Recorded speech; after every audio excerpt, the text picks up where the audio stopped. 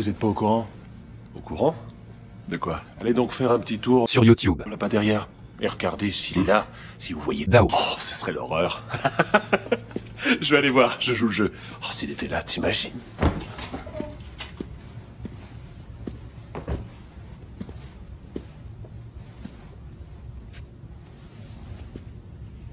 C'est une blague efficace. Riton. Tu m'as fait revenir dans l'annexe. Bonjour. Azeil. Non! Non! Non! Pas ça! Non! Non! Non! Non! Non! Bonjour à tous et à toutes, jamais 203. Voici le 3e épisode de cette trilogie d'exposés concernant Azeil. Alors, 3e épisode, et cette fois, que va-t-on parler? Bah oui, parce que finalement, est-ce qu'on n'aurait pas enfin épuisé le filon de fun et de conneries que constitue Azeil? Ben, pas tout à fait. En fait, le Kagura Client V2 a été leak. Et comment ça? J'ai déjà fait une vidéo là-dessus, je sais. Mais c'est la dernière version qui a été leak cette fois. Et oui, la version la plus à jour. Elle a été leak par un acheteur, et on reviendra là-dessus assez vite.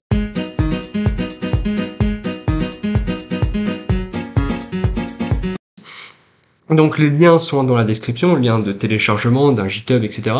Aussi le lien des vidéos originales, et on va aussi en reparler, concernant le Kagura Client, donc qui leak. Donc vous avez les liens, etc. dans la description. Et maintenant, bah, parlons un peu de ce client finalement. Parce que Azeil, dans toute sa mauvaise foi, qui n'a toujours pas reconnu que ce qu'il faisait était une arnaque, ben, j'ai décidé un peu plus de m'enfoncer dans le source code, donc de la version un peu ancienne, donc dont j'ai fait une vidéo il y a, je crois, quelques mois. Source code un peu plus ancien, mais auquel j'ai fait une découverte que j'aurais pu faire d'ailleurs un peu plus tôt, mais qui est très très drôle. Donc dans la dernière vidéo, je vous avais vite fait dit que, selon moi, la plupart du code venait de ChatGPT et d'autres développeurs, et pas de Azeil ou de quoi, enfin ouais, pas de Azeil. Et cette théorie se confirme parce que j'ai vérifié dans le code source, donc j'avais déjà fait une argumentation là-dessus parce que j'avais donné des exemples types, un exemple type que Azeil avait lui-même généré de code avec commentaires, donc par ChatGPT, et on retrouvait ce type de commentaires dans le code. Mais là, c'est encore plus impressionnant, parce que le truc est tellement obvious qu'il fallait que j'en parle, c'est que Azeil a mis des commentaires en français dans le code. Il a mis des commentaires en français dans le code, à côté des commentaires en anglais. Genre, comment est-ce que tu peux faire plus cramé que ça, sérieusement? C'est incroyable. Le mec est trop fort. Le mec est trop fort. Il a réussi à te faire ça. C'est vraiment une connerie incroyable qu'il nous a fait là. Et donc, bah, là, je crois qu'on est arrivé vraiment au poteau rose du truc. C'est que son client, c'est vraiment pas du tout son travail. Parce que cette bout de code, finalement, où il y a ce commentaire, déjà, c'est peut-être du code à Misaki, hein, on le sait même pas. C'est juste qu'il y a des commentaires en français, donc ça peut être soit Misaki, soit Azeil. Et je pense pas que Misaki écrive les commentaires en français, vu que ben c'était un travail de plusieurs devs plus ChatGPT, donc ouais, il y a moyen vraiment que ce soit Azeil qui écrit ses commentaires, et donc que sa contribution au client, en tant que commentateur, littéralement, se soit cantonné à globalement un fichier. Ouais, c'est pas mal du tout quand même. 3 € pour ça, c'est pas mal. Et donc, ce n'est pas son travail, il a tort de faire ça, c'est une arnaque. Le client a été leak, et donc quelle est sa réaction? Va-t-il enfin cesser d'être l'enflure qu'il est et reconnaître ses torts? Bah non, évidemment. Évidemment que non, sinon je ferais pas cette vidéo. Il a menacé de mort Framboise, donc qui avait fait la vidéo de leak du Kagura Client V2. Il l'a menacé de mort, des menaces très graves qui sont encore un niveau au-dessus que des menaces de mort que j'avais moi-même reçues et que des amis à moi ont reçues. C'est encore un niveau au-dessus là, et clairement, Azeil, c'est clair, je pense, et ça se voit assez facilement, mais ce type est malhonnête. Il est malhonnête. Et ce que je pensais être de la bêtise pendant que je rédigeais mon premier exposé, clairement, au fur et à mesure du temps, j'ai clairement compris que c'était pas de la bêtise et clairement de la malhonnêteté pure et dure. J'ai déjà argumenté avec lui, hein, je lui ai déjà expliqué en MP tout ça. Il a lui-même admis, encore en MP une fois, que j'avais raison, mais qu'il m'écouterait littéralement pas, donc sans donner plus de raison. Et une fois que l'exposé était sorti, il a clairement fait tomber le masque, entre guillemets, avec moi en tout cas, et a commencé à m'insulter, etc., à insulter des potes qui me soutenaient. Et donc là, on est sur le même type de comportement vis-à-vis de Framboise. C'est-à-dire que, ça y est, il se met à trash talk, dès que le type se retourne contre lui et lui pointe ses erreurs. Et c'est ça le problème, c'est que ce mec est hypocrite en fait, il est juste hypocrite. Il se comporte gentiment avec toi tant qu'il t'a dans sa poche, et une fois que tu te permets de lui dire les choses, bah clairement il t'envoie chier. Et c'est je pense aussi ce qui fait que il a pu se faire un peu plus d'argent entre guillemets, c'est que il donne une petite bonne bouille sympathique comme ça là avec les gens, de petits whips tout mignons, et puis dès que tu tentes quoi que ce soit contre lui, tchac, il te met des coups de pute. Et donc, non seulement, voilà, il l'a fait donc dans la période des 4 mois, depuis le premier exposé, mais il l'a aussi fait avant. Donc toujours screen à l'appui, hein, évidemment. Il l'a aussi fait avant à d'autres personnes.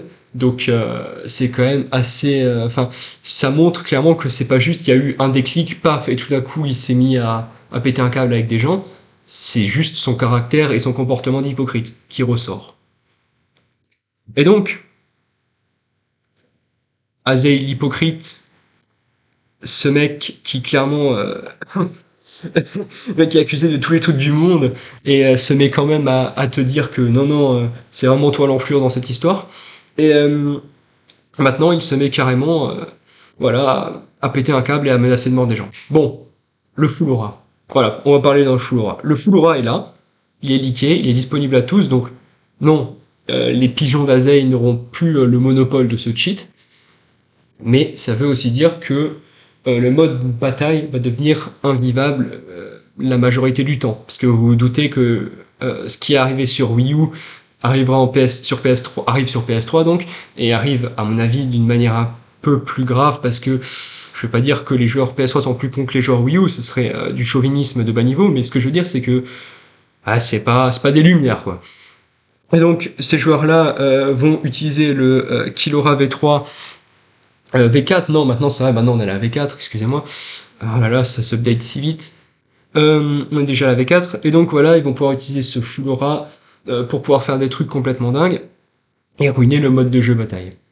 Et maintenant, la question qui me vient, c'est est-ce que c'est une mauvaise chose finalement?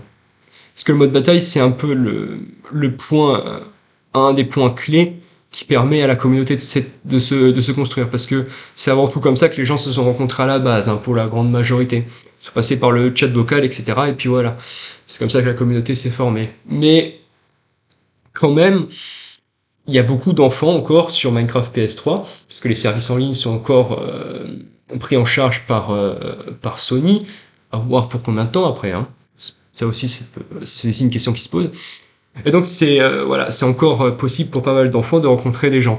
Et de rencontrer des gens parfois plus âgés, parfois louches aussi, parce que ce que je reproche beaucoup à la communauté PS3 et qui fait que je ne suis pas si déçu que ça en fait que ce Flora soit en liberté maintenant, c'est qu'il y a beaucoup de gens louches sur PS3, de gens très très louches qui sont carrément dans des bails illégaux.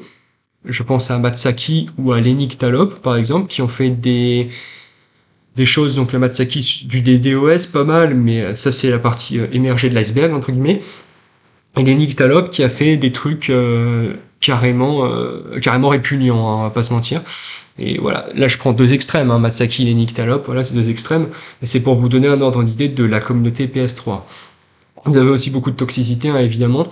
L'utilisation de Clumsy, notamment par exemple quand il y a eu une migration des joueurs PS3 sur l'émulateur de la Wii U, donc CEMU, pour apparemment la qualité du PvP serait meilleure, enfin des trucs comme ça quoi, ils sont venus sur CEMU, et il y a eu une explosion de l'utilisation de Clumsy donc dans la communauté. Donc pour se faire lag, hein, Clumsy c'est un logiciel pour se faire lag, et donc se procurer un avantage. c'est assez impressionnant le nombre de gens qui ont fait ça. Et donc désolé de pas pouvoir fournir de screen ou quoi, mais il faut dire que c'est des événements qui datent pour la plupart que je cite. Et donc moi j'étais au courant de ça, voilà, il y a des années. Truc Sémus, c'était il y a 2 ans, je crois. Donc voilà, c'est sur stream en fait, j'avais vu un stream une fois où plusieurs d'entre eux utilisaient en fait Clumsy sur leur ordinateur. Enfin, t'avais le logiciel ouvert quoi. Et donc en fait, ils se faisaient là comme ça et ça donnait des trucs un peu abusés. Et ouais, il y avait beaucoup de toxicité parce que c'était des gens pas très respectables. Voilà, donc c'est juste pour donner un archétype en fait de la communauté PS3. T'as les gens toxiques qui cheat, t'as les gens à la Azei qui sont des gros hypocrites et des arnaqueurs. Et puis t'as les gens à la Matsaki ou à la Lenny Talop qui sont des individus carrément répugnants.